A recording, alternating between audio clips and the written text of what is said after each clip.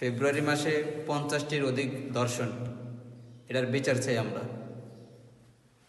রাষ্ট্র, তুমি জবাব দাও। সীতাকুণ্ড জঙ্গল থেকে গলা কাটা এক শিশুর রক্তমাখা জামা এ রাষ্ট্রের পতাকার উপর ছিটকে পড়েছে। ও কথা বলতে পারেনি, শ্বাসনালী কাটা ছিল, কিন্তু তাহার নীরবতা আজ দেশের সবচেয়ে বড় জোরালো ভাষণ। গত 7 দিনে শিশু ধর্ষণ, গণধর্ষণ, কিশোরী হত্যা, দাদা নানির লাশ, ফেব্রুয়ারিতে 50-এরও বেশি নির্যাতন। এটা সংখ্যা না, এটা সভ্যতার ব্যর্থতা এবং পরিসংখ্যান। আমরা কি সত্যি আইনের শাসনে বাস করি, নাকি আমরা এমন এক ব্যবস্থায় আটকে আছি যেখানে অপরাধী জানে সময় তাহার পক্ষে, প্রভাব তাহার পক্ষে, নীরবতা তাহার পক্ষে। রাষ্ট্র বলবে আইন আছে, আমরা বলি আইন কাগজে থাকলে ন্যায় বিচার হয় না।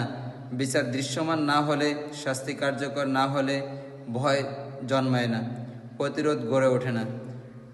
আজ প্রশ্ন একটাই, এই দেশের নারী কি শুধু নির্যাতনের বাসন?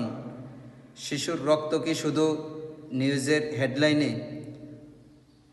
আমরা সহানুভূতি নাটক চাই না, আমরা চাই রাষ্ট্র তাহার সাংবাদিকতার দায়িত্ব পালন করুক।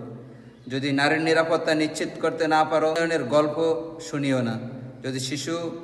যদি শিশুর জীবন রক্ষা করতে না পারো, তবে সভ্যতার দাবি করো না। এই দেশ আমাদের, আমরা নাগরিক, আমরা প্রশ্ন করব, আমরা জবাব চাইব, আমরা থামব না। কারণ একটি শিশুর কাটা শ্বাসনালী এই রাষ্ট্রের কণ্ঠরোধ প্রতীক হয়ে থাকবে যতদিন না বিচার দৃশ্যমান হবে। রাষ্ট্রের কাছে আমরা জবাব চাই, এবং এই 50টির অধিক যে সমস্ত শিশু এবং নারী ধর্ষণ হয়েছে, এগুলার প্রতিটার বিচার করতে হবে, এবং কি যারা এই কাজগুলো করছে ওনাদের প্রত্যেককে শাস্তির আওতায় আনতে হবে।